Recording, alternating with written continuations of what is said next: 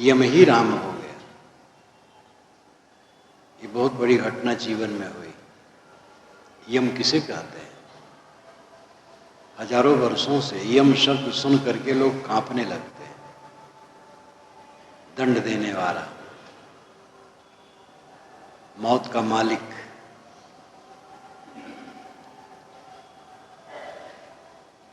यम की चर्चा वेदों में आती है।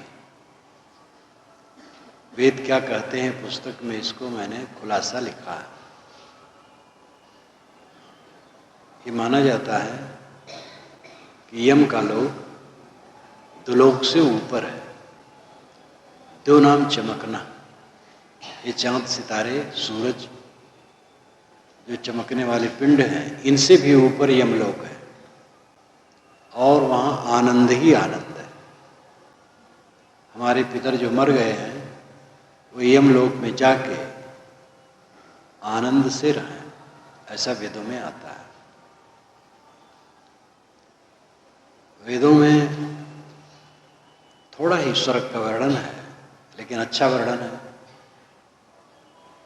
जो यहाँ नहीं मिलता है उसका प्रबंध वहाँ किया गया है, सभी मत वालों ने किया है। नरक का वर्णन बहुत साधारण है।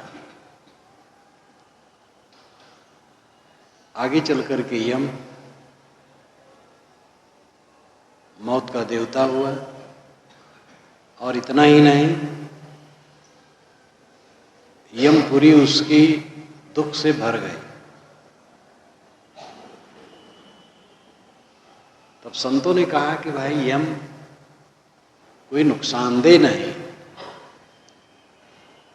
मौत होना कोई नुकसानदेह नहीं, वासना मोह ये हमें दुख देते हैं, इसलिए वासना ही यम है। संतों ने वासना को यम कहा।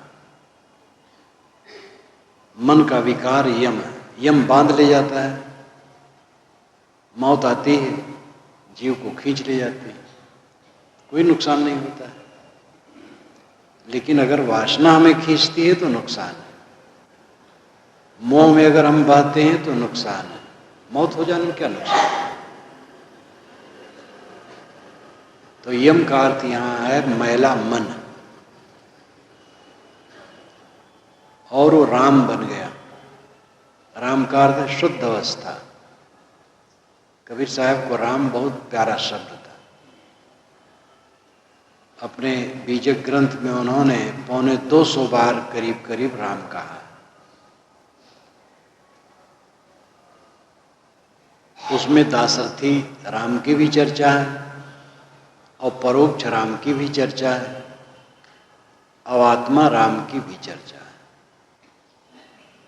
दासरथी राम यानी दशरथ पुत्र राम को साहब महापुरुष मानते, अवतार जगत नियंता ये सब नहीं। परोक्ष राम को काल्पनिक मानते हैं। अगर हम कहीं कल्पना करते कोई राम ब्रह्म है तो कल्पना है हमारी। अपरोक्ष राम पर वो जोर देते हैं जो स्वयं सबके अंदर में विद्यमान है। एक दिन मैंने प्रवचन में कहा था, प्रत्यक्ष परोक्ष अपरोक्ष। प्रत्यक्ष पांचों विषय का पसारा है संसार मोह माया, इसी में संसार के लोग डूबे हैं। कुछ लोग इससे घबराते हैं तो परोक्ष में कुछ खोजते हैं, देवी देवता ईश्वर परमात्मा कहीं बाहर है मिलेगा। परोक्ष में वे टटोलते हैं, उसमें उनको कुछ संतोष तो मिलता है लेकिन परम शांति नहीं मिलती, क्योंकि जिसकी कल्पना करते हो कभी मिलता नहीं। इनमें से जिसको अपरोक्ष बोध हो जाता है आत्मा का, वह शोक मुक्त हो जाता है।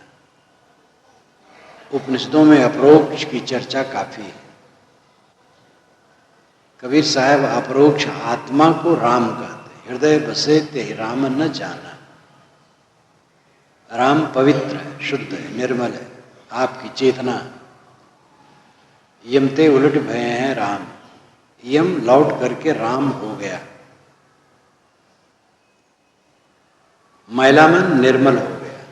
जो हमारा मन विषयों में रमता था वो राम में रमने लगा, आत्मा में रमने लगा। ये जीवन की सबसे बड़ी घटना। आदमी चाहे जो कुछ पा जाता है पीड़ित रहता है, कुछ भी पा जाए पीड़ित रहेगा। धन पा जाए, पद पा जाए, राजा बादशाह बन जाए, आज की भाषा में मंत्री बन जाए, प्रधानमंत्री बन जाए, गुरु बन जाए, आचार्य बन जाए, मंडलेश्वर बन जाए, जगत गुरु बन जाए, पीड़ित रहेगा, कुछ नहीं। गुरु दूसरे को दीक्षा देने की बात जो है वो एक धार्मिक व्यवसाय है। व्यवसाय मैं यहाँ व्यंग में नहीं कहता हूँ, व्यवसाय नहीं, गतिविधि दूसरे हित को लगाने में दीक्षा दी जाती है, ठीक है। लेकिन अगर दूसरे को हम दीक्षा देते हैं और स्वयं अपना उद्धार नहीं किए, चाहे जितने बड़े गुरु बन जाए, हजारों हजारों दीक्षा दें, लाखों लाखों दें, स्वयं डूबेंगे। इसलिए गुरु बनने से भी कल्याण होने वाला नहीं है। जब यम राम बन जाएगा तब कल्याण होगा, महिला में निर्मल हो जाएगा तब कल्याण।